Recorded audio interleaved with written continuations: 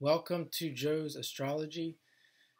And I think it's assumed that many people think because you're into astrology or you may have found astrology, that you are a spiritual person.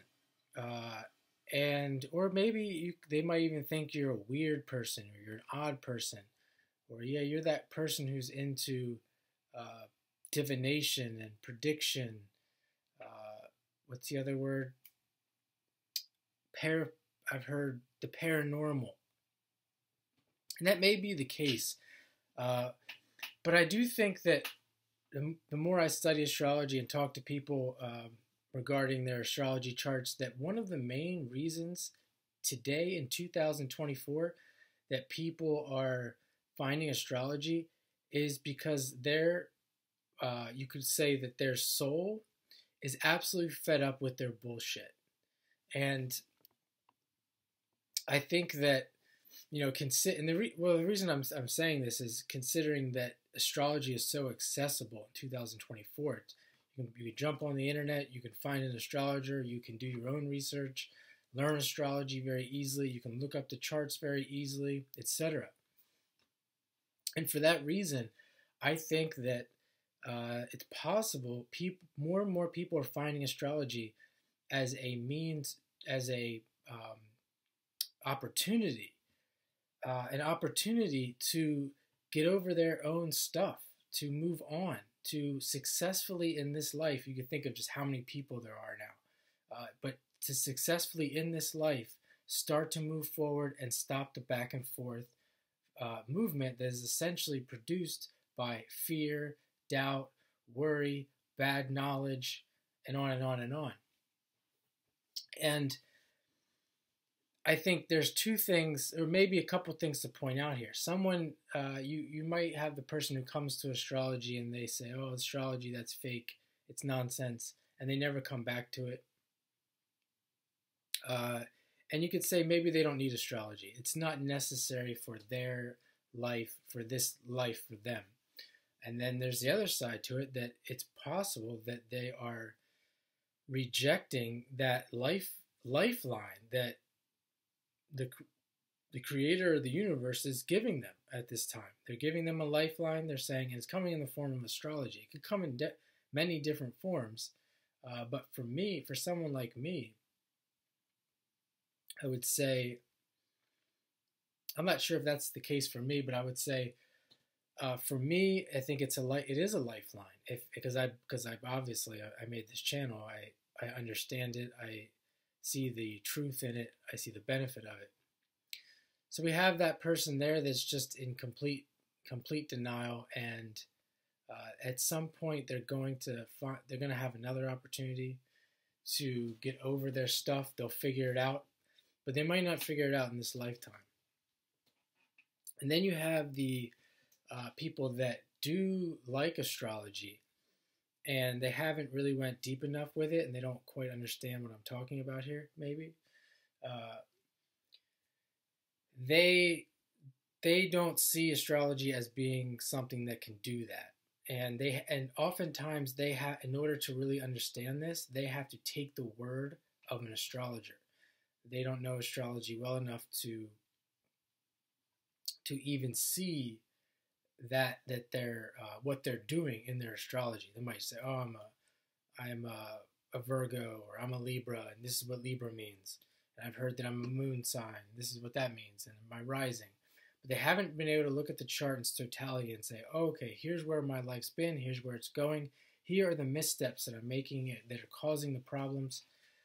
Or we can correlate the chart with what in their life, the problems that they're causing themselves. And I think there's people that are into astrology that haven't gotten that far because they don't believe it, they don't understand it, and again, as I said, they have to take the word of an astrologer, and they may run across some astrologers who aren't that good. They might run across some astrologers that just had a bad day, or an astrologer who isn't very studied. All the many reasons that because nobody's perfect.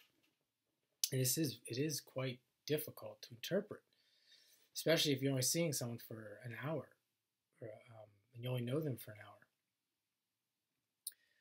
hour. And then you have people that do know their lessons. They do see, let's say they're going through more of a difficult life, and they see in the astrology the problems. They see where they're having trouble, and yet it still continues. And that person is usually very wise and potentially in a state of acceptance, hopefully. They're tired. And again, as I said, very wise.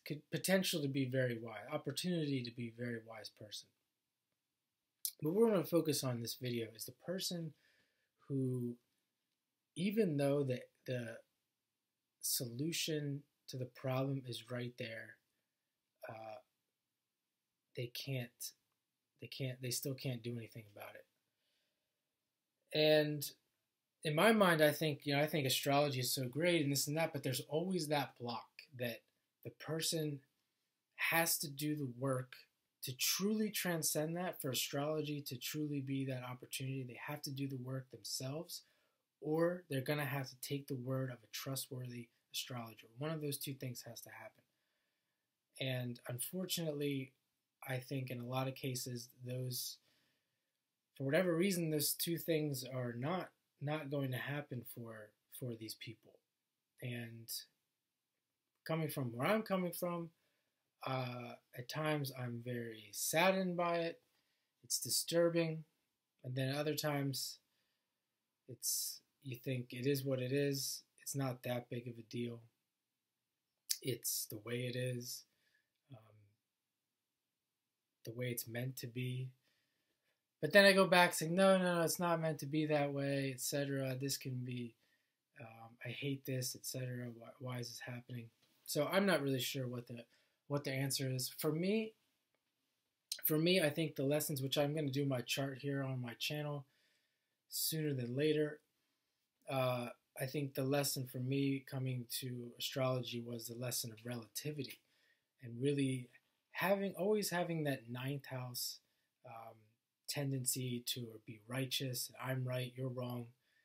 There's absolute truth, and just being in these absolutes and these extremes. And that's where, as I coach tennis as well, I felt like it's the same thing. Living in these absolutes, and that yet when you're interfacing with other people, the absolutes go away. And you have to be able to relate to other people based on their experience, based on where they're at.